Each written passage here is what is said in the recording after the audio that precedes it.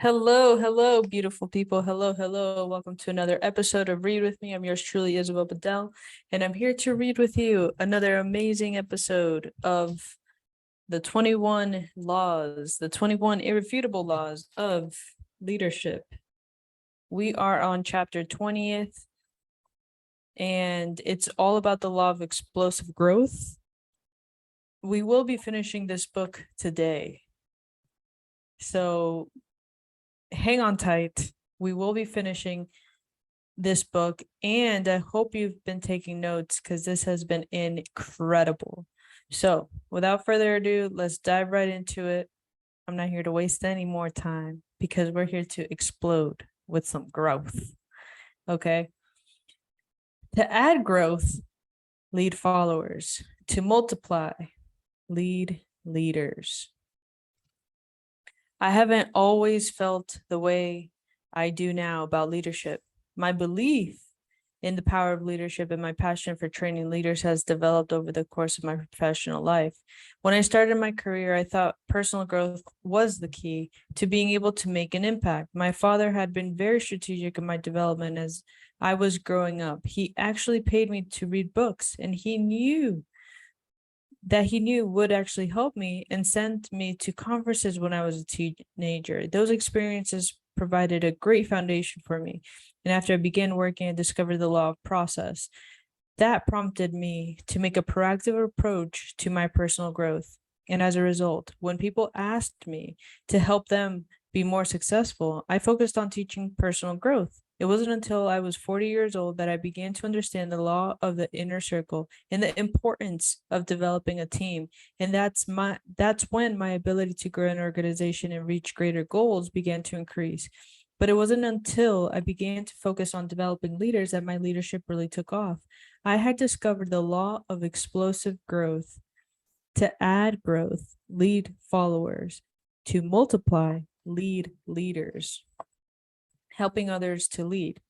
In 1990, I traveled to a country in South America with my wife, Margaret, to teach leadership in a national conference. And one of the great joys of my life is teaching leadership to people of influence who desire to make a difference. I was really looking forward to this conference because it was an opportunity to add value to people outside of my regular sphere of influence. But it didn't turn out the way I expected. Everything started well, the people were very gracious, and I was able to connect with them despite the language and cultural barriers. But it wasn't long before I could tell that the attendees and I were not on the same page. When I started to teach about leadership, I could tell my comments were not connecting with them. They didn't engage, and what I was trying to communicate didn't seem to make an impact. My read on the situation was confirmed after my first session with them. As I spoke with individuals, they didn't want to talk about leadership issues. They didn't ask questions about growing their organization or fulfilling a vision. They sought advice about personal issues, problems, and conflicts with other people. I felt that I was back doing personal counseling, similar to what I did at the beginning of my career. For the next 3 days, I grew more and more frustrated. The people that I spoke to didn't understand leadership, and they had no desire to learn anything about it. And for someone who believes that everything rises and falls on leadership, it drove me crazy. This wasn't the first time I had experienced such frustration. I noticed that when I traveled to developing countries, I faced similar situations.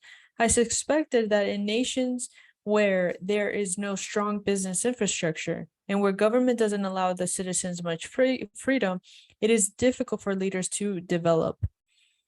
On the flight home, I talked to Margaret about all my frustrations. I finally summed it up by saying, I don't want to do this anymore. I traveled thousands of miles just to counsel people on petty conflicts. And if they would just turn their attention to becoming leaders, it would change their lives. And after listening patiently, Margaret replied, maybe you're the one who's supposed to do something about this. Here was the next step. Margaret's exhortation to do something about the leadership problems I had seen overseas stirred something within me. For the next several years, I reflected on the issue and thought about possible solutions. Finally, in 1996, I decided what I would do. I brought together a group of leaders to help me create a nonprofit organization to develop leaders in government. education, and the religious community. I named it Equip, encouraging qualities underdeveloped in people. For the next 5 years, Equip made modest progress in its goals. But in the months after the terror attacks of September 11th, we went through a difficult period in which we had to lay off half the staff. But we took that as an opportunity to re-examine our priorities. We narrowed our focus and developed a new goal, one so large and daunting it looked almost impossible. We would try to develop 1 million leaders around the globe by 2008. And how could a small nonprofit organization hope to accomplish such a feat? Well, by using the law of explosive growth. Here's a strategy. Equip's strategy, which came to be called the Million Leader Mandate, was to develop 40,000 leaders in countries around the world. Those leaders would attend a training session every 6 months in a city near them for 3 years. The only thing that they would be asked of them in return was that they commit to personally developing 25 leaders in their own city, town, or village. Equip would provide the training materials for the 40,000 leaders it trained, and it would provide materials for the 25 leaders of each of them would be developing. Equip already employed some Mexican leaders, including John Hull, president and CEO, Doug Carter, senior vice president, and Tim Elmore, vice president of leadership development. They assembled a top-notch team and began creating the training materials. They formed strategic alliances with organizations overseas. These organizations would help Equip figure out the cities in which to do the training, identify country and city coordinators to run the training sessions, and identify and recruit the 40,000 leaders to be trained.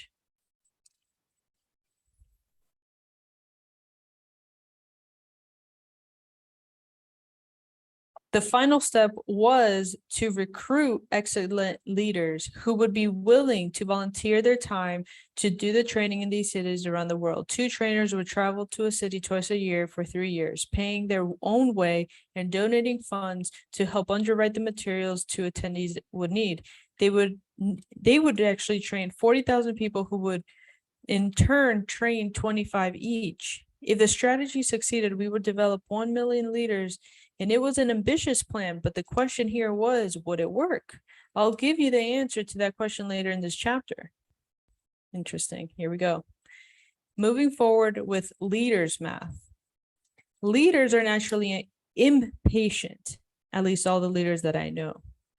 Leaders want to move fast, they want to see the vision fulfilled, and they delight in progress. Good leaders quickly assess where the organization is, project where it needs to go, and have a strong ideas about how to get there. The problem is that most of the time, the people in the organization lag behind the leader. And for that reason, leaders always feel a tension between where they and their people are and where they ought to be. I have experienced this tension my entire life. In my organization I've ever been a part of, I've had a strong sense of where it should go. And I even felt that way as a kid. I wasn't always right about where we should go, but I always thought I knew. How do you relieve that tension between the organization and where you want it to be? The answer can be found in the law of explosive growth. And this is the key here. If you develop yourself, you can experience personal success. If you can develop a team, your organization can experience growth. But if you develop leaders, your organization can achieve explosive growth.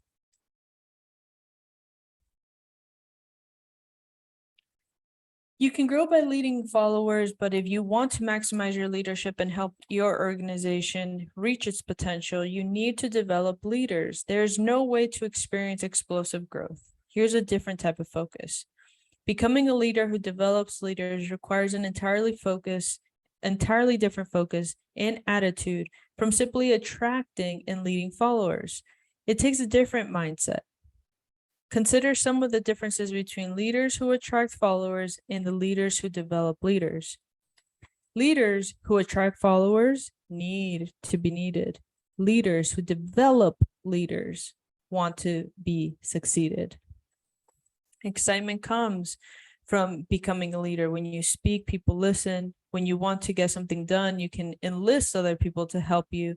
And having followers can make you feel needed and important. However, this is a pretty shallow reason to pursue leadership. Good leaders lead for the sake of their followers and for what they can leave behind after their time of leadership is completed. Leaders who attract followers develop the bottom 20%, and leaders who develop leaders develop the top 20%. When you're leading a group of people who typically ask for the most time and attention, the weakest ones in the group, okay, when you're leading a group of people who typically ask for the most time and attention, it's the weakest ones in the group. If you allow them to, they will consume 80% of your time. However, proactive leaders who practice the law of explosive growth don't allow the bottom 20% to take up all their time. They seek out the best 20%, the people with the greatest leadership potential, and they invest their time developing them. They know if they develop the best will help with the rest.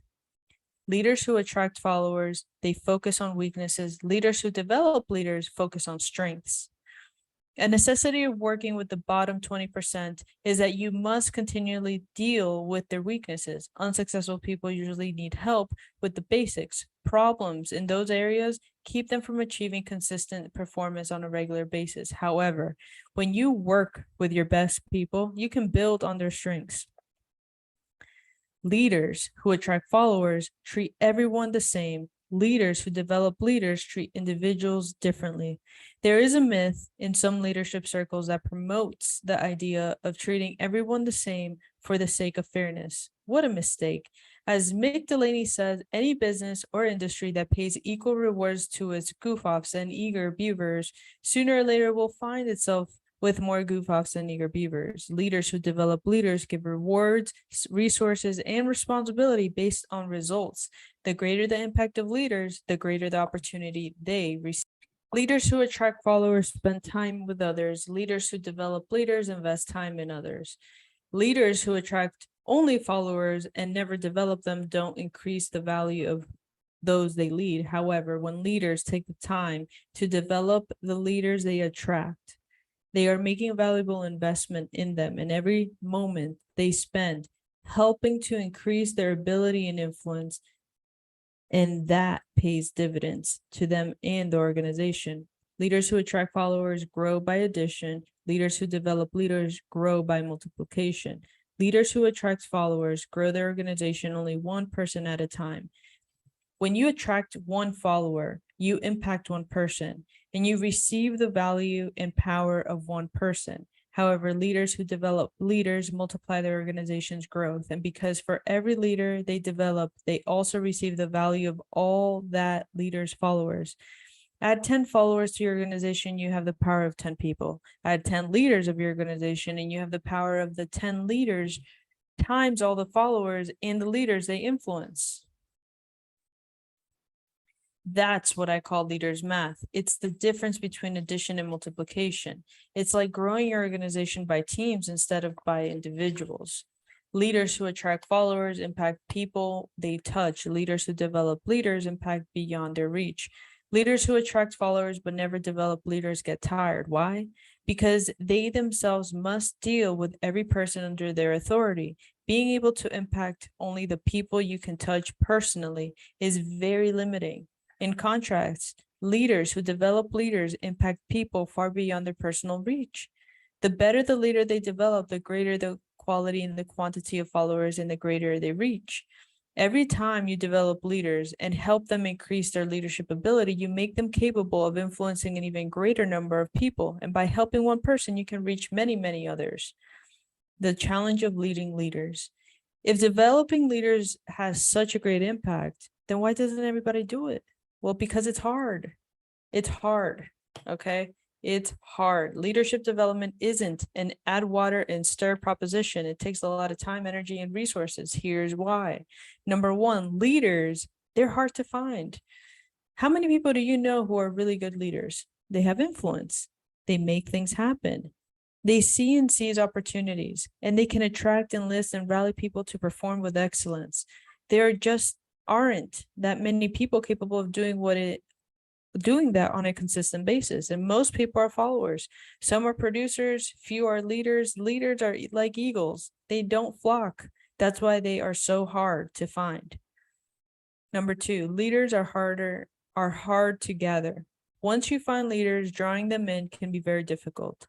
They are entrepreneurial and want to go their own way. They want to recruit them. They want to know where you're going, how you plan to get there, who else you're planning to take with you, and whether they can drive. What you're doing has to be more compelling than what they're already doing. And on top of that, your organization needs to create an environment that is attractive to them. And that is often not the case. Most organizations desire stability. Leaders want excitement. Most organizations desire structure. Leaders want flexibility. Most organizations place a high value on following rules. Leaders want to think outside the box. And if you want to gather leaders, you must create a place where they can thrive. Number three, leaders are hard to keep. As hard as it is to find and gather good leaders, it's even more difficult to keep them. The only way to lead leaders is to become a better leader yourself. And if you keep growing and staying ahead of the people that you lead, then you will be able to keep adding value to the leaders that you follow. Your goals must be to keep developing them so that they can realize their potential. Only a leader can do that for another leader. And because it takes a leader to raise up another leader, only a leader can do that for another leader because it takes a leader to raise up another leader. 1 year in my leadership conferences, I took an informal poll to find out what prompted the attendees to become leaders. And the biggest one was influencing another leader. It was 85%. The other two were natural gifting and results of crisis. Only 1 leader in 10 is able to blossom without the help of another leader. The rest need the help of other leaders who are ahead of them in the journey. And if you keep adding value to the leaders you lead, then they will be able to stay with you. Do that long enough and they will never want to leave. The launch of the Million Leader Mandate. Million Leader Mandate, the MLM. Convinced that developing leaders was the key to reaching our goal of training a million leaders, Equip launched the MLM initiative in 2002 in several cities in India, Indonesia, and in the Philippines. We had chosen those areas because we had the best contacts there and had experienced success there in years. The response was overwhelming. Hundreds of hungry leaders traveled to each site to engage in a 2-day training. Some attendees spent as many as 5 days walking to get to the event. And at the end of the training, when we asked attendees to commit to developing 25 leaders over the next 3 years using the materials we would give them, more than 90% of the attendees signed on. With the first success under our belt, we moved forward. The next year, we began training leaders in other parts of Asia and in the Middle East. In 2004, we started training in Africa, 2005, Europe, and in 2006, South America. On every continent, the strategy was the same. Number one, connect with influential leaders in the organization already working with people locally to enlist their assistance. Number two, ask the key leaders to identify the cities in their countries in which to do this training and to host the training events. Number three, rely on those key leaders to recruit leaders to attend the training. And number four, recruit leaders in the United States willing to travel overseas to train leaders and support the effort financially. Number five, receive a commitment from local attendees to find and train leaders for 3 years while we train them. In some cities, we had very modest success with a few dozen leaders attending the training. In other cities, people came by the hundreds, and many leaders were able to commit to developing 25 leaders. Some commit to training only 5 or 10, but others were training 100, 200, even 250 in their towns and cities. And as I mentioned, we wanted to reach our goal of training 1 million leaders by 2008. At times, it was a struggle. In some countries, we had a difficult time gaining credibility. In others, it took us a long time to make connections with leaders. But to our great surprise and delight, in the spring of 2006, we reached our goal 2 years ahead of schedule. Now, what seemed to be an impossible goal seems modest. In 2007, we trained our second million, and we launched an initiative to develop 5 million leaders in 5 years. My hope and prayer are that before I'm finished, Equip and its partners will train 50 million leaders around the globe, and that's explosive growth. Now that I'm 60, I found that leadership development compounds. The more that you invest in people, the longer that you do it, the greater the growth and the higher the return. And though I may not be as fast as I once was or as energetic, I am now in a compounding stage of my life. The 35 years of investments I've made in other people are starting to pay incredible dividends. I don't know where you are in your journey of leadership development. You may already be a highly developed leader, or you may just be getting started. No matter where you are, I know one thing. You will be able to reach your potential and help your organization reach its loftiest goals only if you begin developing leaders instead of merely attracting followers. Leaders who develop leaders experience an incredible multiplication effect in their organizations that can be achieved in no other way, not by increasing resources, reducing costs, increasing profits, improving systems, implementing quality procedures, or doing anything else. The only way to experience an explosive level of growth is to do the math, the leader's math. And that's the incredible power of the law of explosive growth. Here's how you can apply the law of explosive growth into your life. In which stage of your life, in which stage of leadership development process do you currently find yourself? Stage 1, stage 2, or stage 3? Stage 1 is developing yourself. Stage 2 is developing a team. And stage 3 is developing leaders. To validate your answer, cite specific actions that you have to take to develop yourself, to develop a team, and to help specific individuals improve their leadership ability. If you haven't begun to develop leaders, try to identify the reasons why. Are you someone who needs to be needed, focuses on the bottom 20%, tries to treat everyone the same, or isn't strategic about investing in others? If you aren't developing leaders, identify what steps you must take to get started. What are you currently doing to find and gather leaders? Are there places that you go, events you need to attend, networks that you need to plug into for potential leaders? If not, start looking for some. If so, then what do you do to connect with leaders and recruit them for your organization, department, or even team? Number 3, what are you doing together and hold leaders? Are you becoming a better leader so that leaders still will want to follow you? Are you trying to create an environment where leaders can thrive and succeed? Are you giving leaders freedom to lead and innovate? Are you clearing red tape? Are you clearing away red tape? Are you providing them with resources and greater responsibilities? Are you praising risk and rewarding success? I'll tell you a secret. I read this chapter, and my mic was not recording. But now that I reread it, I understand it